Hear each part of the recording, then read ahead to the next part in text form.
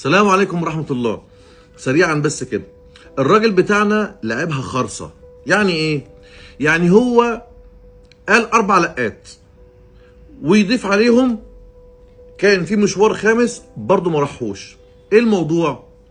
الراجل بتاعنا اول ما جه ترامب لما جه مسك، فالمفروض ان هو كان هيروح هو والملك عبد الله، فطبعا هو ما راحش والملك عبد الله راح، واحنا كلنا شفنا قد ايه ترامب احرجه ودخل عليه الصحفيين وفضل يساله اسئله، انتوا هتعملوا ايه في التهجير يعني وكده. فيقول لترامب طيب خلاص خلينا نشوف بس ايه الرئيس المصري وبعد كده نبقى ان شاء الله نقرر ان شاء الله. ودي اول مره كان المفروض يروح ما راحش. تاني مره كانت امريكا بتضرب في الحوثيين لما هم قعدوا اسبوعين كده يضربوا فيهم وبتاع، وفي الاخر لمتهم برضه ومشيوا تمام. اثناء الوقت ده كان جه برضه ترامب كان جه برضه طلب من الراجل بتاعنا، يقول له ايه؟ يقول له احنا عايزين نعدي المراكب بتاعتنا من قناه السويس بدون ما ندفع جمرك. طبعا قال له لا.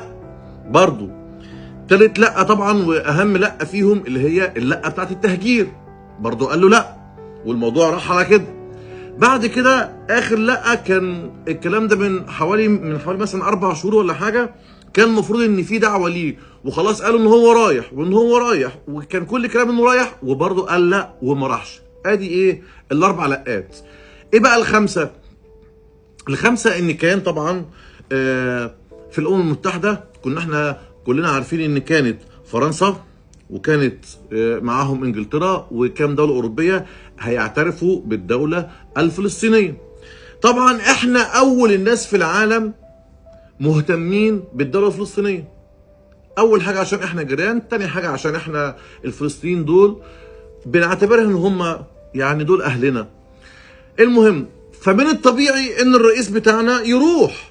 ده في بلد زي انجلترا وفرنسا هيعترفوا، فده مكان لازم احنا نبقى موجودين فيه. اذ نفاجأ ان الراجل بتاعنا ما راحش. الله، طب ايه طيب الكلام؟ اتاريه هو ما راحش عشان هو مش عايز يقابل ترامب هناك ولا يحصل معاه موقف بايخ هو مش حابه زي اللي حصل قبل كده للملك عبد الله، فما راحش. فالمهم تاني يوم لما هو اعلن انه مش رايح، لقينا برضو ايه ولي عهد السعوديه برضو قال لك انا كمان مش رايح. فاحنا استغربنا طب ازاي يعني. فالمهم في النهايه فهمنا ان هو كان قاصد من كده ان هو ما يروحش عشان مش عايز موقف يجمعه. اصل هو كان لازم هيروح يجتمع مع ترامب وكان هيحصل كلام والتهجير وما تهجير وعايزين نحل. فالراجل ما حبش يحط نفسه اصلا في الموقف ده من البدايه فما راحش، ودي كانت حاجه غريبه. النهارده جه في حفل التخرج بتاع كليه الشرطه لعبها خرصه. ازاي لعبها خرصه؟ بعد لما هو قال 5 لا، وبعد لما طبعا دي غريبه على بلد زينا برضو في مصر، بالنسبه للعالم برضو احنا ناس على قدنا يعني، لرئيس مجلس اداره العالم يقول له 5 لا. النهارده طبعا بما ان ترامب هو الراعي بتاع اللي هو الاتفاق اللي هو حاليا في شرم الشيخ يعني، فبيقول ان شاء الله ان في يعني اللي هي المقدمات بتقول ان هو ماشي كويس يعني، وان شاء الله لما يحصل الاتفاق انا من هنا انا بدعو الرئيس ترامب يجي يحضر التوقيع يعني يعني هو يعني انت 5 مرات لا وراح جاي لعبها له من تحت لتحت، طب تعالى، طب ده في يعني توقيع. وهو اصله ترامب اصله يحب الزيطه ويحب ان هو يبين للعالم ان هو يعني اللي هو اللي حل 7 حروب وبتاع يعني هو بيحب الشو ده.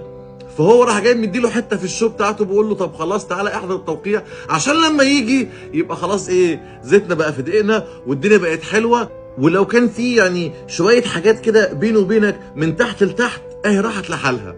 فده صراحه ده ان ده اللي هيدل على ان الراجل بتاعنا لعبها خرصه ولعبها صح.